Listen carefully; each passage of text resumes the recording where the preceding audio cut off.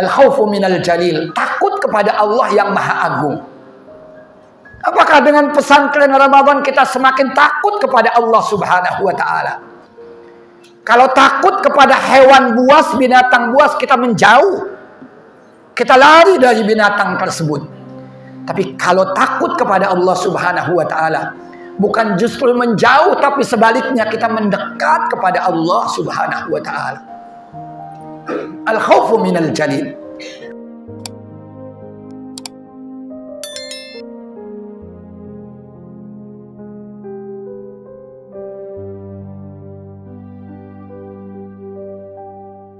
Assalamualaikum warahmatullahi wabarakatuh.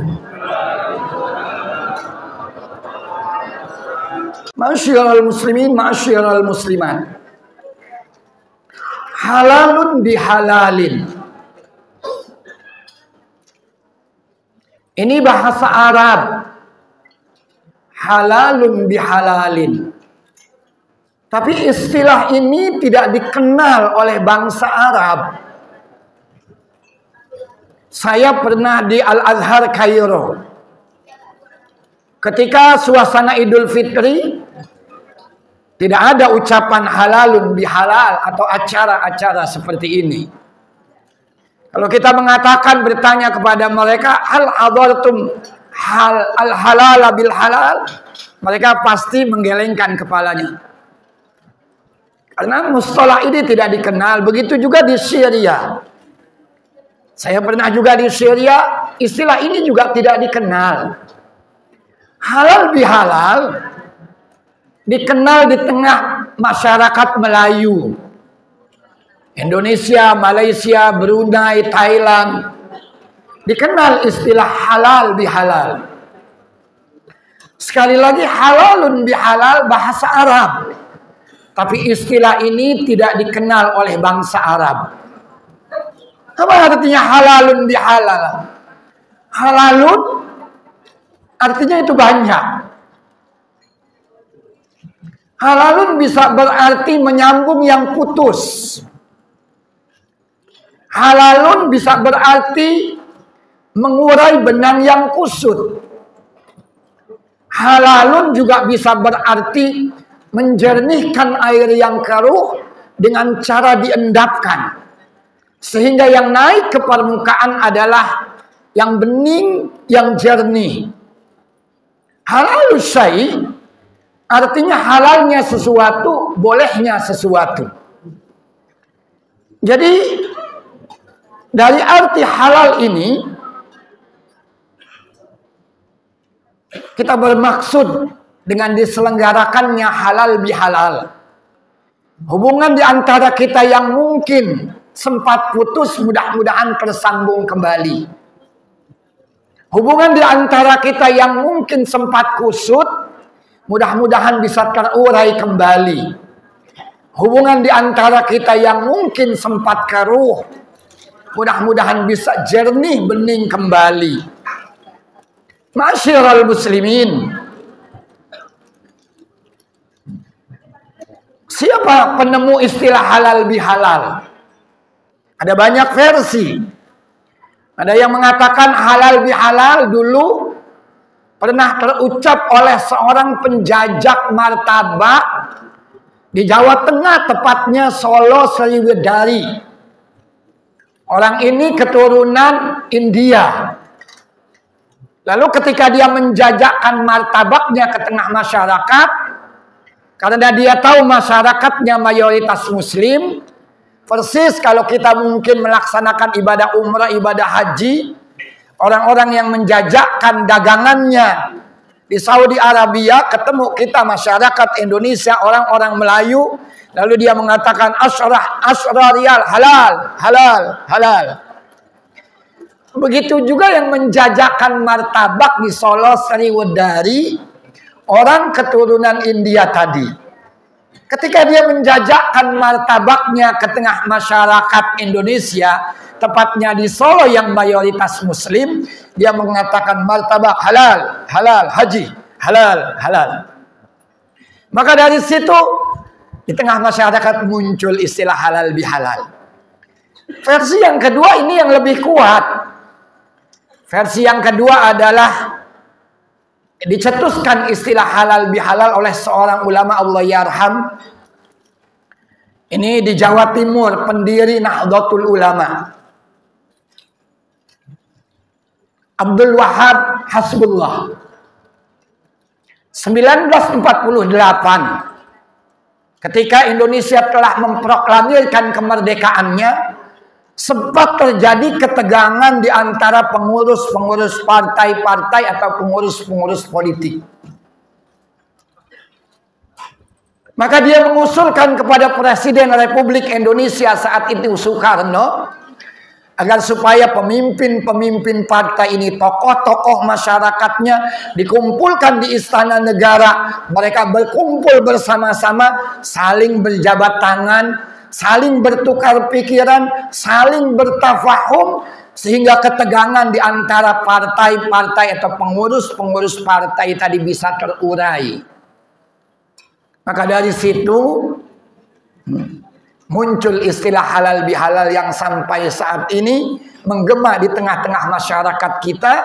Pasca Ramadan, tepatnya di bulan Syawal, kita melaksanakan halal bihalal.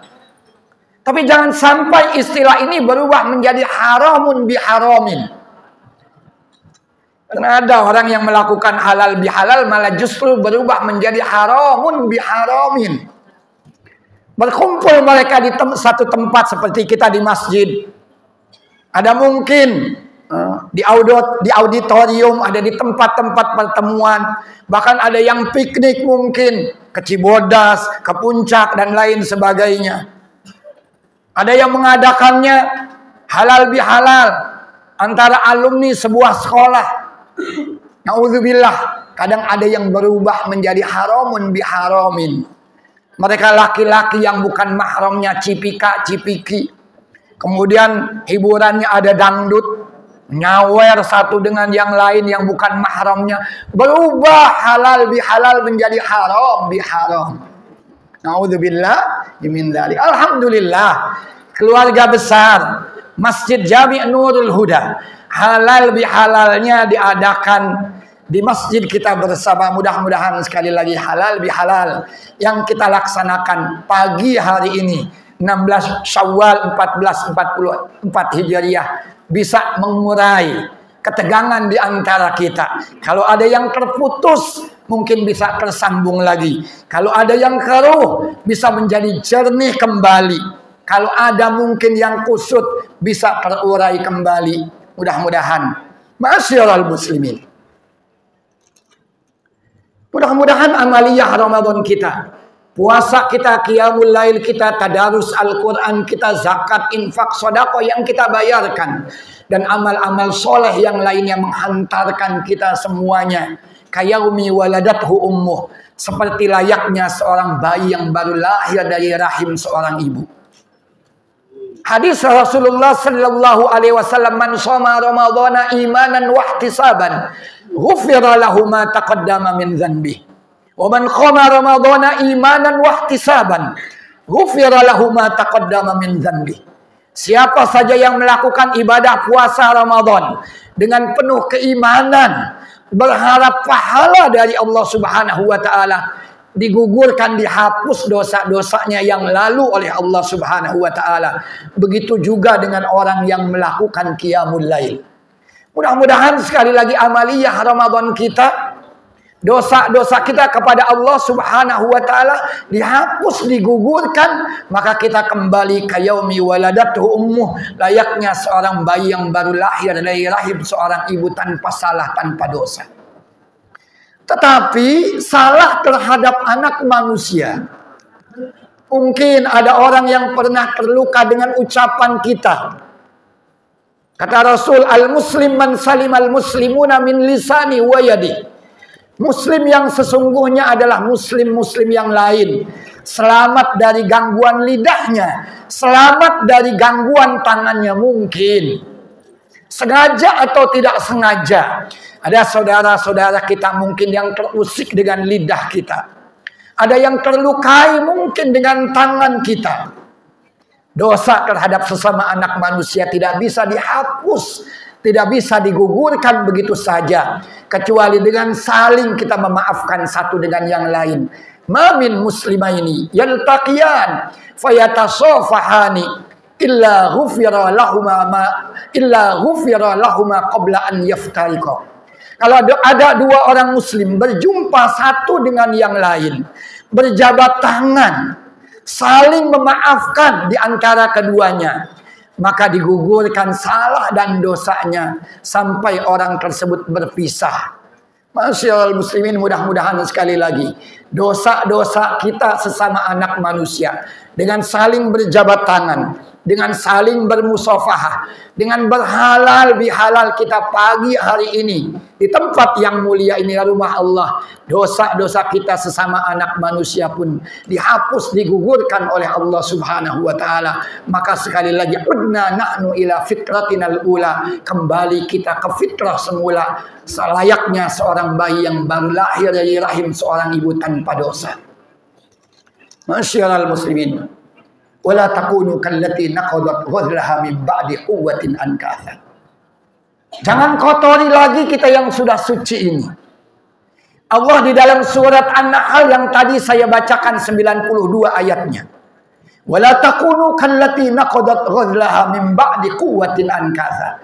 Janganlah kalian menjadi seperti seorang perempuan yang dulu hidup di Makkah Al-Mukarramah, namanya Rayuthah. Kalau pagi dia berkumpul dengan teman-teman sejawatnya, apa yang dilakukan? Menenun benang. Sore hari benang yang ditenun tadi menjadi sehelai kain yang begitu indah. Tapi Allah menyindir buat kita semuanya. Janganlah kalian menjadi seperti seorang wanita yang bernama Rayuthah di Makkah Al-Mukarramah dulu.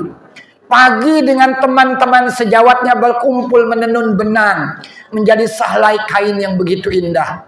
Sore hari, tatkala teman-teman sejawatnya sudah kembali ke tempatnya masing-masing, kain yang sudah begitu indah, benangnya ditarik kembali menjadi bercerai-berai, maka amalan tersebut menjadi sia-sia. Ini sindiran buat kita semuanya. Di Ramadan kita sudah tata, kita sudah toto diri kita semuanya. Di Ramadan kita dididik, digembleng di pesantren, di kawah candra di muka Ramadan. Ma'asyiral muslimin, mudah-mudahan sekali lagi naik derajat kita dengan pesantren madrasah Ramadan, bukan cuma menjadi sekedar muslim yang mukmin, tetapi naik derajat kita menjadi muslim mukmin yang muttaqin. Maka jangan kotori lagi.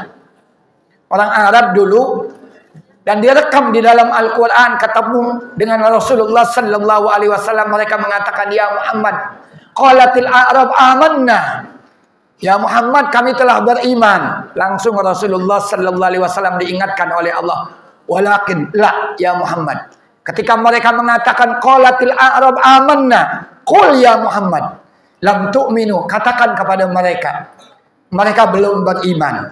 Walakin qulu aslamna, katakan kepada mereka bahwa mereka ini baru berislam. Maka orang yang berpuasa itu panggilannya bukan ya ayyuhal muslimun, tapi panggilannya adalah ya ayyuhal mu'minun, ya ayyuhalladzina amanu. Bukan ya ayyuhalladzina aslamu. Mudah-mudahan amaliyah Ramadan ini 1444 Hijriah menaikkan derajat kita dari muslim mukmin menjadi muslim mukmin yang muttaqin la'allakum tattaqun. Yang cirinya, kata Imam Ali karramallahu wajah, ada 4. Yang pertama al-khaufu minal jalil. Yang kedua al-amalu bitanzil. Yang ketiga al-qana'atu bil qalil. Dan yang keempat adalah al-isti'dadu liyaumir rahil. Ayo cek diri kita masing-masing. Sudahkah derajat kita yang muslim mukmin naik dengan amaliyah Ramadan kita menjadi muslim mukmin yang muttaqin? Sekali lagi, orang sering mengatakan Ramadan itu sebagai sebuah madrasah, sebagai sebuah pesantren, sebagai sebuah sekolah. Konsekuensi logis orang yang berada di sebuah madrasah, sebuah sekolah, sebuah pesantren, ada yang lulus ada yang tidak lulus, ada yang naik kelas, ada yang tidak naik kelas. Sebulan lamanya kita dididik di Kawah Chandra di Moko, pesantren Ramadan, madrasah Ramadan. Ayo tanya diri kita, naikkah kita ke kelas yang lebih tinggi? Luluskah kita di pesantren Ramadan yang cirinya tadi 4? Al-khawfu minal jalil, takut kepada Allah yang Maha Agung. Apakah dengan pesantren Ramadan kita semakin takut kepada Allah Subhanahu wa taala? Kalau takut kepada hewan buas, binatang buas, kita menjauh. Kita lari dari binatang tersebut. Tapi kalau takut kepada Allah Subhanahu wa taala, bukan justru menjauh, tapi sebaliknya kita mendekat kepada Allah Subhanahu wa taala. Al-khawfu minal jalil. Yang kedua adalah al-amalu bitanzil.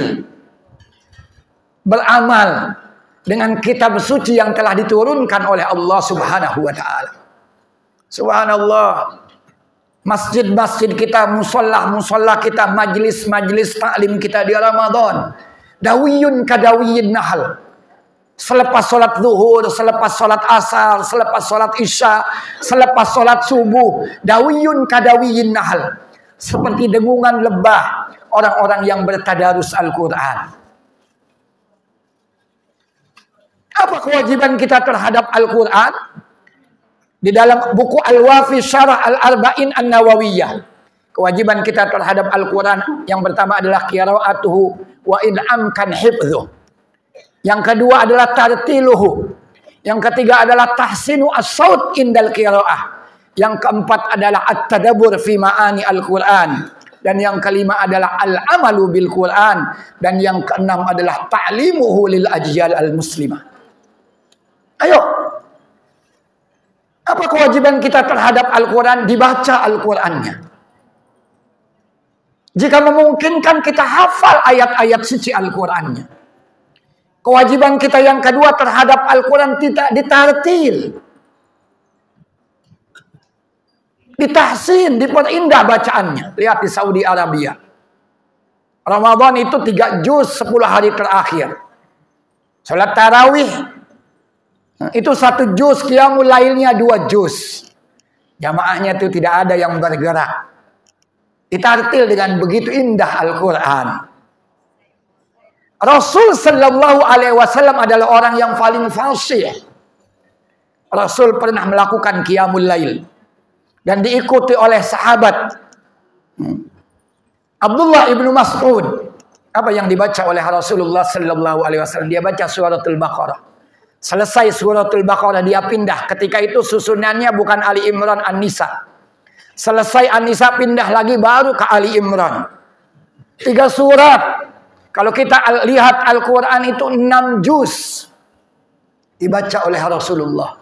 Sampai sahabat Abdullah ibnu Mas'ud ini hampir saja meninggalkan qiyamul lailnya bersama-sama Rasulullah, mintulil qiyam, karena lamanya berdiri bersama-sama Rasulullah sallallahu alaihi wasallam di Saudi Arabia.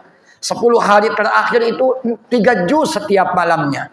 Sorenya tarawihnya 1 juz, kemudian malamnya qiyamul lail dilanjutkan 10 hari terakhir 2 juz. Tidak ada yang bergerak. Kenapa? Karena ditartil, dibaca dengan suara yang begitu indah. Yang ketiga adalah at-tadabbur. Bima'ani Al-Quran, ditadaburi makna Al-Quran. Sahabat Rasulullah, putranya Sayyidina Umar, Abdullah ibnu Umar, itu kalau baca surat Al-Mutaffifin ayat 6 pasti dia nangis.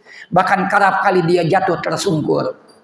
Wailul lil mutaffifin alladzina idza iktalu 'alan nasi yastawfun wa idza kaluhum aw wazanuhum yukhsirun ala yadhunnu ulaika annahum mab'utsuna liyawmin 'adzim. Sampai di ayat ini, yauma yaqumun nasu li rabbil alamin.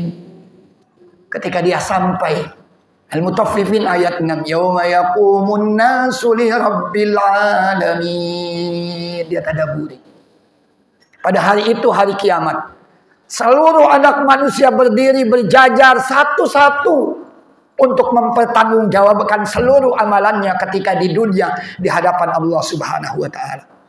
Ketika sampai di ayat ini, berhenti. putranya Sayyidina Umar Abdullah. Zarafatil uyun, basah pipilnya karena lelehan air mata. Bahkan kerap kali Abdullah ibnu Umar ini jatuh pingsan karena tadabbur akan ayat-ayat suci Al-Quran. Yang selanjutnya adalah diamalkan nilai-nilai Al-Quran. Maka kata Muhammad Al-Ghazali, "Batalin lil Quran wal Quran yal'an." Berapa banyak orang yang membaca Al-Quran tapi justru Al-Quran melaknat. Kenapa? Karena nilai-nilai Al-Quran tidak pernah dia bawa dalam kehidupannya. Dan yang terakhir adalah ta'limu lil ajyal al-muslimah. Kita ajarkan buat generasi-generasi setelah kita. Ayo, kalau di Ramadan, ba'da zuhur, ba'da asyar, ba'da isya, ba'da sum, kita bertadarus Al-Quran. Kira-kira, saya mau tanya, kira-kira di Masjid Nurul Huda ini, ba'da zuhur, ba'da asyar, ba'da isya, masih ada nggak orang yang tadarus Al-Quran? Masih ada, mudah-mudahan. Amin ya rabbal alamin. Yang ketiga, ciri orang yang bertakwa adalah al-qana'atu bil qalil. Qanaah dia. Berapapun yang diberikan oleh Allah Subhanahu wa taala, dia qanaah, dia puas, dia redha, dia ikhlas. Semua kita, saya yakin, pengen fid dunya hasanah, fil akhirah hasanah. Kalau dulu ungkapannya katanya kecil dimanja, muda dipuja, tua kaya raya, mati masuk surga. Mau begitu? Semua kita pengennya begitu, kecil dimanja, muda dipuja, tua kaya raya, mati masuk surga. Tapi kan tidak semua orang begitu. Ada yang fid dunya hasanah, fil akhirah sayyi'ah. Ada yang fid dunyanya ini sayyi'ah, tetapi fil akhirahnya itu hasanah. Yang paling beruntung memang fid dunyanya hasanah dan fil akhirahnya itu hasanah. Tapi yang paling ironis adalah fid dunyanya itu sayyi'ah dan fil akhirahnya itu sayyi'ah. Masyaallah muslimin, saat ini banyak orang-orang, bukan cuma sedikit udah dikasih banyak, tapi dia tidak pernah qanaah. Bapak Ibu Saudara sekalian, koruptor-koruptor itu bukan orang yang tidak punya duit. Koruptor-koruptor itu udah banyak punya duit. Tapi semakin banyak duitnya, semakin greedy dia, semakin rakus dia. Maka benar kata-kata orang bijak itu. Mad dunya illa kaqatrati asalin kabira. Dunia ini seperti tetesan madu yang jatuh ke atas muka bumi ini. Ad-dunya kaqatrati asalin kabira. Maniktafa birtishafi al-qalili minha najah. Yang merasakan manisnya sedikit saja, tidak berlebihan, dia akan selamat. Tapi waman gharika fi asaliha, membenamkan diri di manisnya madu dunia, maka dia akan celaka. Maka ada cerita, setetes madu itu terjatuh di atas tanah. Ada semut mencoba mendekat madu tersebut, dicicipi madu tersebut, manis ternyata. Dia tinggalkan, tapi nggak lama kemudian merasakan manisnya madu, semut tadi balik kembali. Dia cicipi lagi, dia tinggalkan madu tersebut, dia balik lagi, dia cicipi, dia balik lagi. Sampai akhirnya dia berpikir, bagaimana kalau saya menenggelamkan diri saja di atas tetesan madu ini? Bukankah saya bisa mereguk manisnya madu ini, bukan cuma sesaat? Maka naiklah dia ke atas madu yang jatuh setetes tadi. Tapi madu itu kan lengket. Begitu dia berada di atas setetes madu tadi, kakinya itu melekat di atas tetesan madu tadi. Semakin dia menggerak-gerakkan kaki dan tangannya, semakin dia terbenam di tetesan madu. Ujung-ujungnya halak, dia celaka di atas tetesan madu. Begitu juga dengan kita semuanya. Maka kata orang bijak, maniktafa birtishafi al-qalili min asaliha. Mencukupkan diri, mereguk sedikit manisnya keindahan dunia, maka dia akan selamat. Tapi yang menenggelamkan dirinya, terus mengubah dunia yang tidak ada habisnya, maka dia akan celaka. Dan yang terakhir, ciri orang yang bertakwa adalah al-isti'dadu liyaumir rahil.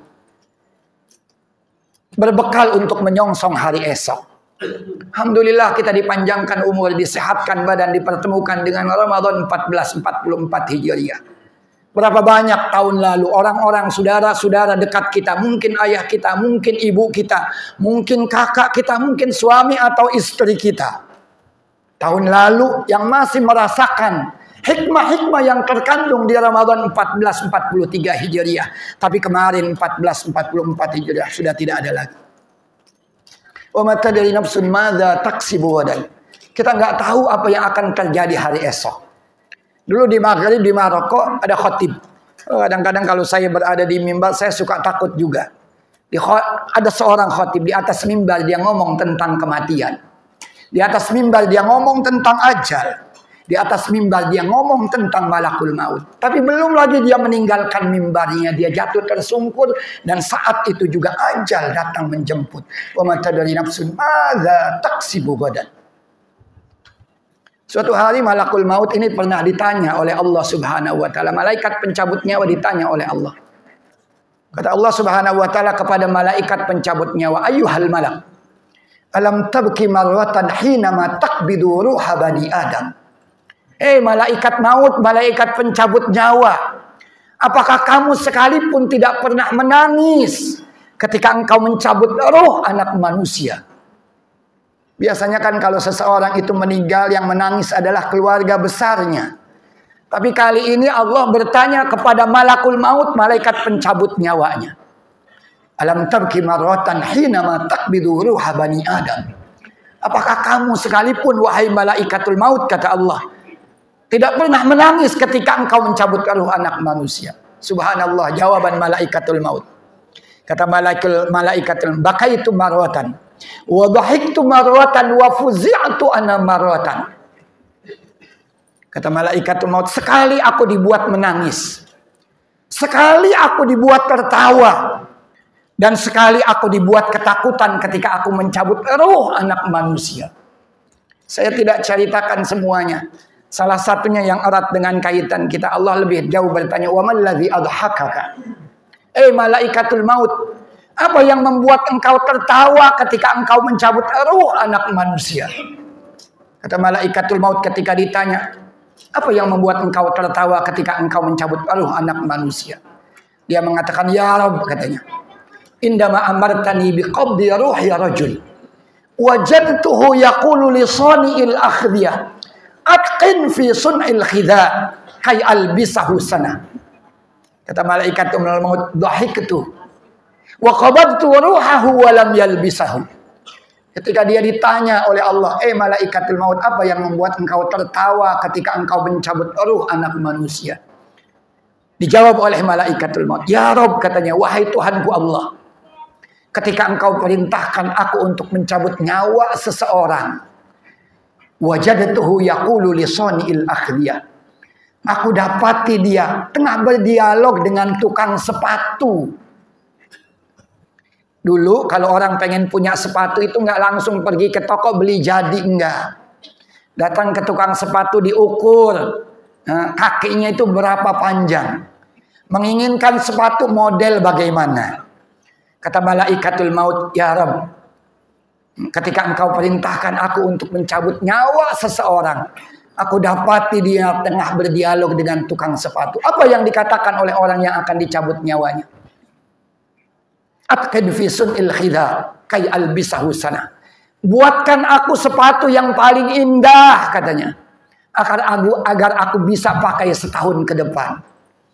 Malaikat pencabut nyawa tertawa, dhahiktu wa qabadtu ruhahu wa lam yalbisahu. Ketika dia mengatakan, buatkan aku sepatu yang indah, malaikat maut tertawa, ku cabut nyawanya. Kira-kira sepatunya udah jadi belum? Sudah dibuat atau belum? Belum. Pelajaran apa yang kita bisa tangkap dari dialog antara Allah dengan malaikatul maut? Kadang-kadang kita ini dipenuhi dengan tumuhatul hayat, ambisi-ambisi dalam kehidupan. Pengen begini, pengen begini, pengen begini. Yang remaja belum menikah, pengen menikah. Sudah menikah, pengen punya motor, pengen punya moge, motor gede, punya moge, pengen punya mobil, pengen ganti mobil Rubicon. Mobil siapa tuh? Punya Robicon, pengen punya kos-kosan, pengen punya apartemen, pengen kawin lagi. Tumuhatul hayat. Ambisi dalam kehidupan yang nggak pernah ada putusnya. Jangan-jangan saat itu, ketika kita digelayuti dengan ambisi dalam kehidupan, malaikatul maut sedang mengintai kita semuanya. Maka orang-orang yang naik derajatnya muslim, mukmin, muttaqin, dia akan selalu bersiap-siap untuk menyongsong hari esok. Subhanallah, la haula wala quwata illa billah. Rabi'atul Adawiyah itu kalau bangun malam, itu sebelum memulai qiyamul lailnya dia pasti ngomong begini. Ya Rabb, hadhihi akhiru lailati allati amutu fi. Kalau bangun malam, sebelum dia memulai qiyamul lailnya, Rabi'atul Adawiyah, seorang perempuan yang begitu sufi, dia pasti mengatakan, Ya Rabb, hadhihi akhiru lailati allati amutu fiha. Ini adalah malam terakhirku di dunia. Fala tanamu hatta tusbih. Maka sepanjang malam dia tidak pernah tidur.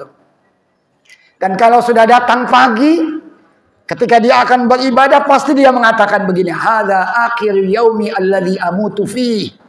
Dan ini adalah hari terakhirku di dunia. Hari ini aku akan menjemput ajalku. Fala tanamu hatta tumsiya. Maka dia nggak pernah tidur sampai datang sore hari, datang malam.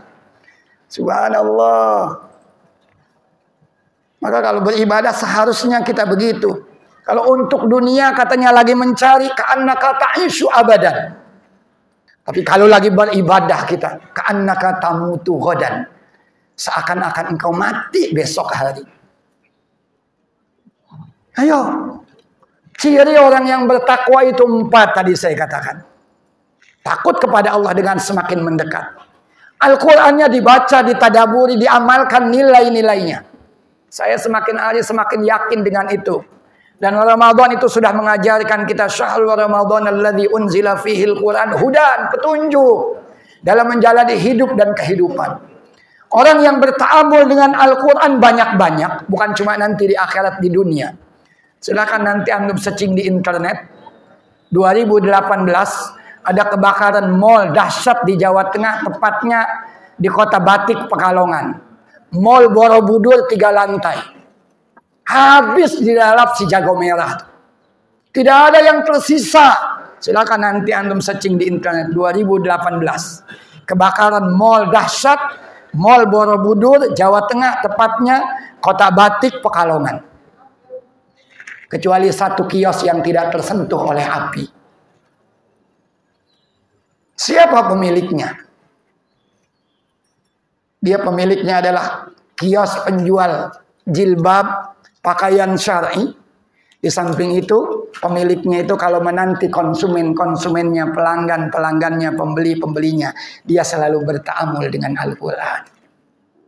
Allahu Akbar walillahil. Di Saudi Arabia, ada seorang anak muda sukses, dia pintar, dia cerdas, dia duitnya banyak. Tapi kerjanya kalau orang sekarang mengatakan overworker. Sampai ketika dia sudah tutup jam kerjanya di kantor, dia pulang ke rumahnya. Dia tidak pernah peduli dengan anak istrinya, dia bawa pekerjaannya ke rumah. Begitu juga di hari-hari liburnya, kalau di kita mungkin Sabtu Minggu, dia tidak pernah peduli dengan keluarganya. Dia asik dengan laptopnya, dengan pekerjaannya. Sukses dia memang. Tapi dikeluhkan oleh keluarga besarnya. Sampai akhirnya tidak ada dialog di tengah-tengah keluarganya. Ngadu dia ke mursyidnya, ke gurunya. Ketika dia mengadu kepada mursyidnya, kepada gurunya, apa kata mursyid dan gurunya? Saya tambah lagi kamu 1 pekerjaan. Yang ada saja mungkin sudah tidak terurus. Bagaimana ditambah dengan 1 pekerjaan? Orang ini menolak, tidak. Tapi kata gurunya, hal turidul hal, apa ente pengen punya solusi buat problem antum? Ya, katanya. Gurunya mengatakan, Iqra al-Quran, al-ba'asa'ah. Bacalah Al-Quran sebelum kamu meninggalkan rumah, kamu beraktivitas dengan pekerjaan-pekerjaan kantormu. Akhirnya dia ikuti saran tersebut. Sebelum dia berangkat ke kantornya atau sebelum memulai aktivitas di kantornya, dia baca Al-Quran 15 menit. Seminggu pertama dia selalu terlambat. Pekerjaannya banyak yang terbengkalai. Tapi 10 hari kemudian Allah Subhanahu wa Ta'ala ikut campur dalam memanage waktu orang tersebut. Pekerjaan-pekerjaan kantornya selesai di kantor tanpa harus dibawa pulang. Waktu liburnya dia pakai untuk bercengkerama dengan anak keluarganya. Muncul keharmonisan kembali. Karena Allah sudah ikut campur bersama dia. Subhanallah, bukan cuma itu. Dia tingkatkan bukan cuma 1/4 jam, naik menjadi setengah jam. Ketika dia tulis di Facebooknya dalam bahasa Arab. Dia sudah one day one juz. 1 hari 1 juz.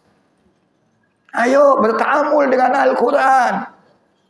Orang yang hatam Al-Quran pasti dia akan membaca. Doa yang ini yang sering dibaca. Allahumma ja'alil Qur'ana lana fid dunya qarina. Ya Allah, jadikan Al-Quran buat kami ini di dunia sebagai qarin. Qarin itu pendamping. Yang tadi kita baca, kita hafal, kita tartil, kita tahsin, kita tadaburi, kita amalkan. Dan kita ajarkan generasi-generasi setelah kita.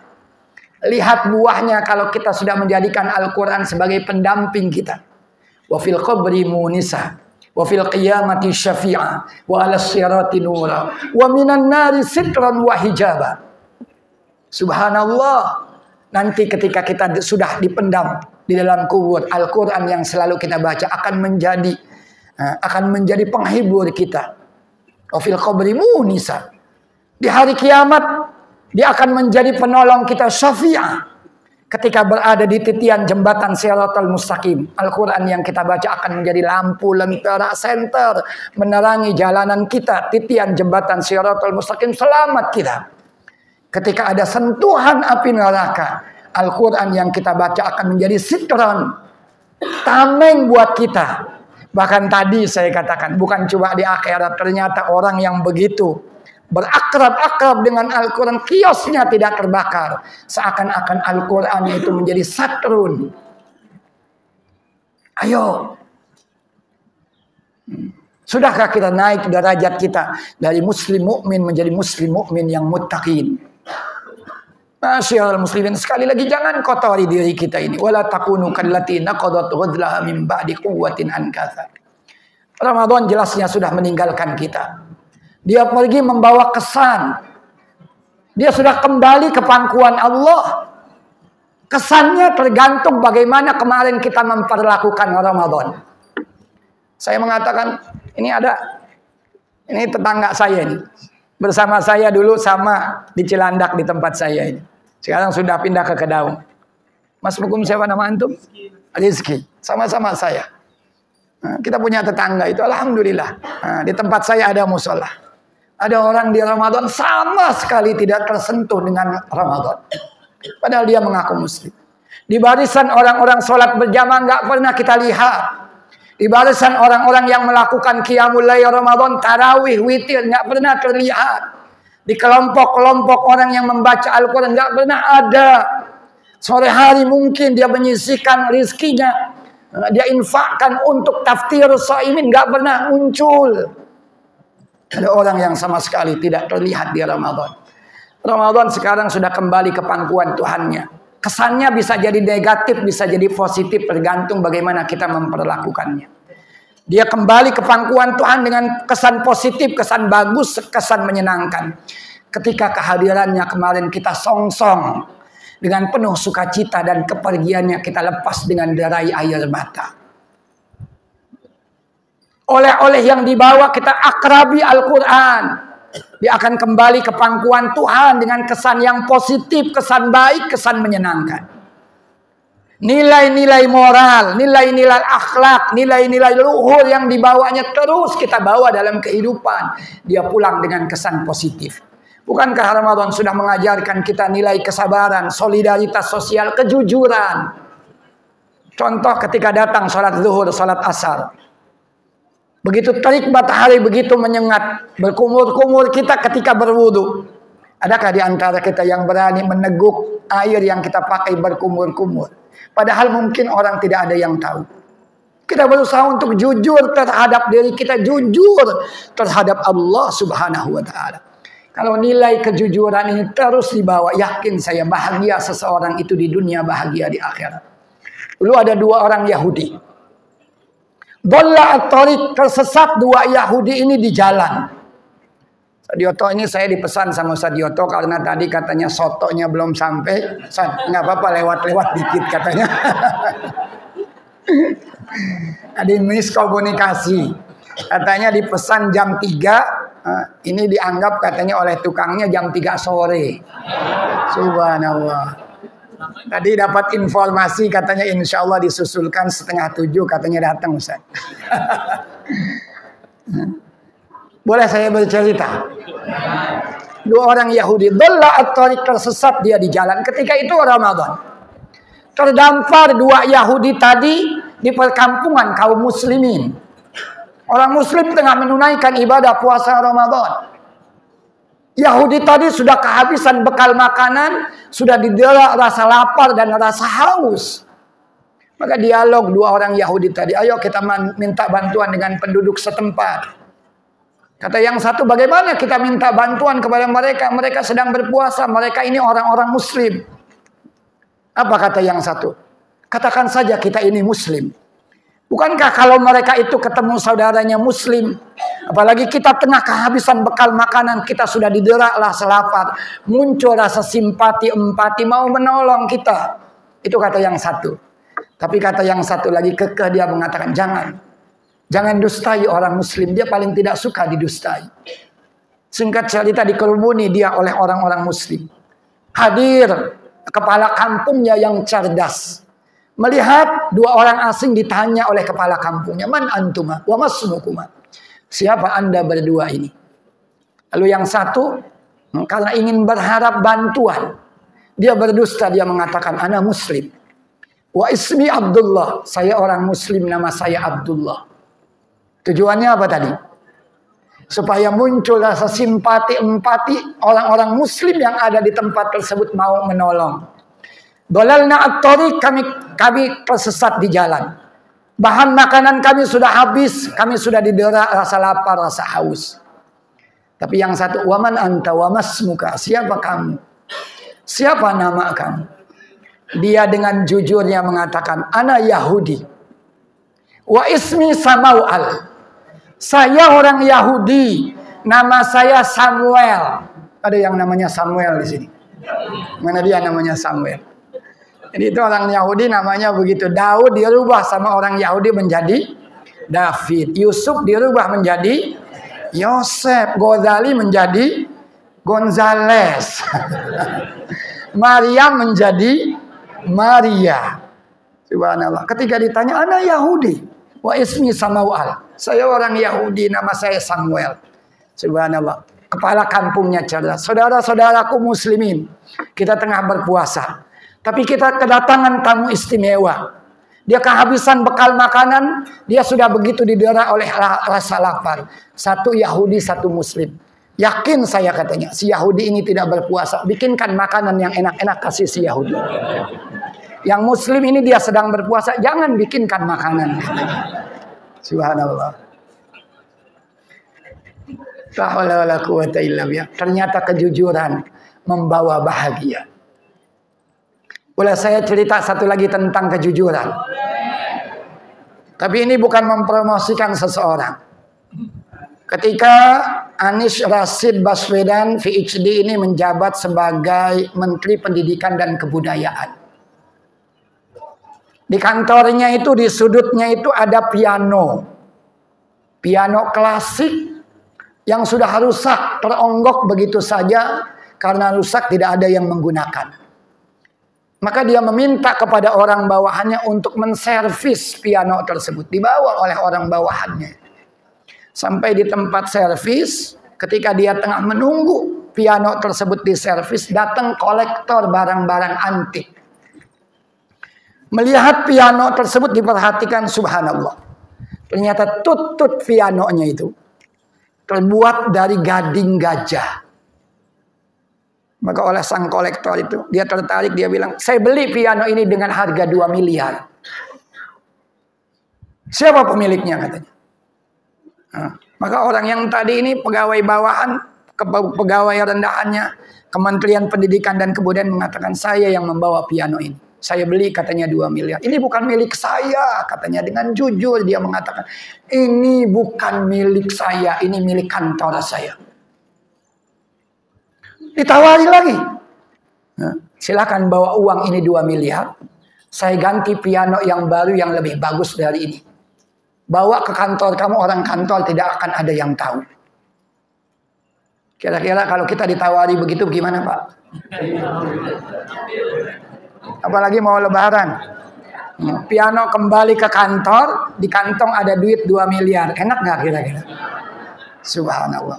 Tapi pegawai rendahan tadi kekeh dia mengatakan, lah, tidak. Ini bukan milik saya. Ini punya kantor saya. Subhanallah, la haula wala quwata illa billah. Diceritakan kepada Menteri Pendidikan dan Kebudayaan saat itu, Anies Rashid Baswedan PhD, diberikan dia penghargaan yang begitu tinggi karena ada semangat anti korupsi. Subhanallah. Saat ini nilai-nilai kejujuran sudah mulai tergerus. Ternyata masih ada orang yang mempertahankan kejujuran. Ramadan sudah kembali ke pangkuan Allah Subhanahu wa taala, membawa kesan positif. Kalau nilai-nilai akhlaknya, nilai-nilai moralnya kita terus bawa dalam kehidupan. Tapi Ramadan kembali ke pangkuan Allah dengan kesan negatif, kesan buruk, kesan tidak menyenangkan. Kalau kehadirannya seperti tamu yang tidak diharapkan kehadirannya. Kalau oleh-olehnya justru tidak pernah kita sentuh, malah justru kita berakrab-akrab dengan handphone kita. Syiarul muslimin, ini Anda yang punya handphone dengan Android, Anda yang punya handphone dengan Android, dari katakan sejak Jumat, Sabtu dan Ahad ini, saya yakin tidak ada di antara antum yang belum pernah membuka handphonenya atau membaca postingan-postingan yang mampir di handphonenya atau menikmati aplikasi-aplikasi yang ada di handphonenya, TikTok, Snap video, YouTube, Instagram, Facebook. Saya yakin tidak pernah ada. Tapi tanya diri kita yang muslim, kira-kira adakah di antara kita dari Jumat, Sabtu, Ahad ini yang belum tersentuh sama sekali dengan Al-Qur'annya? Bagaimana mungkin katanya Al-Quran itu akan menjadi hudan, petunjuk dalam menjalani hidup dan kehidupan kita. Kalau kita justru berakrab-akrab lebih banyak dengan handphone kita ketimbang dengan Al-Quran kita. Ramadan kembali ke pangkuan Tuhannya. Dia membawa kesan negatif. Kalau kemarin ternyata oleh-olehnya tidak pernah kita sentuh. Mudah-mudahan kita ini termasuk orang-orang yang istiqomah dengan nilai-nilai Ramadan. Terakhir, Abdullah Al-Haddad, la tasqubid dama'at. La tasqubid dama'at. Jangan tumpahkan air mata kalian. Li rahili Ramadan. Fa Ramadan saya'ud.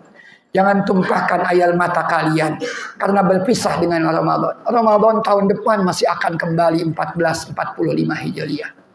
Tapi kata beliau, walakin uskubid dama'at khasyatan an ya'uda Ramadan wa anta rahil. Tetapi tumpahkan air mata kalian, menangislah kalian, karena kita khawatir kalau Ramadan tahun depan datang kita sudah tidak ada lagi. Wa ma tadri nafsun madza taksibu badan. Mudah-mudahan seluruh amaliyah Ramadan kita diijabah, dikabul oleh Allah Subhanahu wa taala. Kita dipanjangkan umur, disehatkan badan, dipertemukan kembali dengan Ramadan di tahun-tahun yang akan datang. Allahumma a'id alaina Ramadan sinina ba'da sinin, a'wam ba'da a'wam, ala ma tuhibbuhu wa tardah, bitilkan niyyati wa ila hadratin nabiyil mustafa sallallahu alaihi wasallam. Al-Fatihah. Bismillahirrahmanirrahim. Alhamdulillahi Rabbil Alamin, Ar-Rahmanir Rahim, Maliki Yawmiddin. Iyyaka na'budu wa iyyaka nasta'in, ihdinas siratal mustaqim, siratal ladzina an'amta 'alaihim ghairil maghdubi 'alaihim waladdallin. Wassalamu alaikum warahmatullahi wabarakatuh. Ya Nabi salam alaika, ya Rasul salam alaika, ya Habib salam alaika, salawatullah alaika, ya Nabi salam alaika.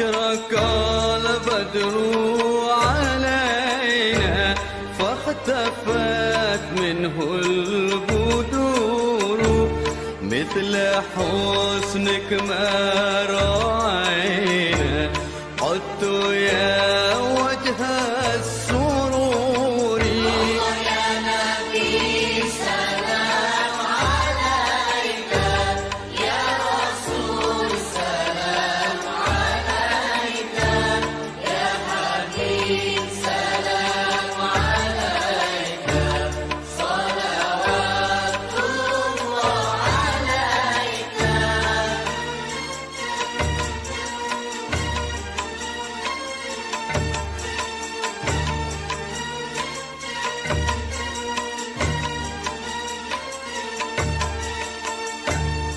أنت شمس أنت بدر أنت نور فوق نوري أنت إكسر وغالي أنت مصباح الصدور يا نبي سلام عليك يا رسول سلام عليك يا حبيب سلام عليك صلوات الله عليك.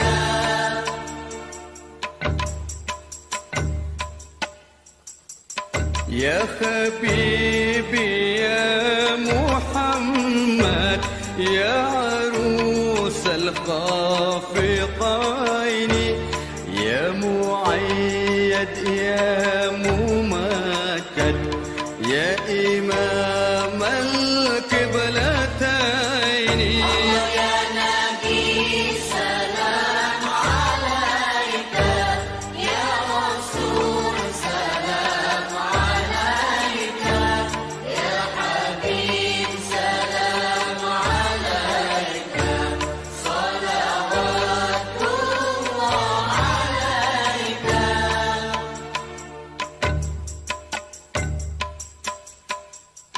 من رعى وجهك يسعد يا كريم الوالدين حوضك الصافي المبرد وردنا يوم النشور يا نبي سلام عليك يا رسول سلام عليك يا حبيب سلام عليك صلوات الله عليك. يا نبي سلام عليك يا رسول سلام عليك يا حبيب سلام عليك صلوات الله عليك. يا نبي سلام عليك يا رسول سلام عليك يا حبيب سلام عليك صلوات الله عليك.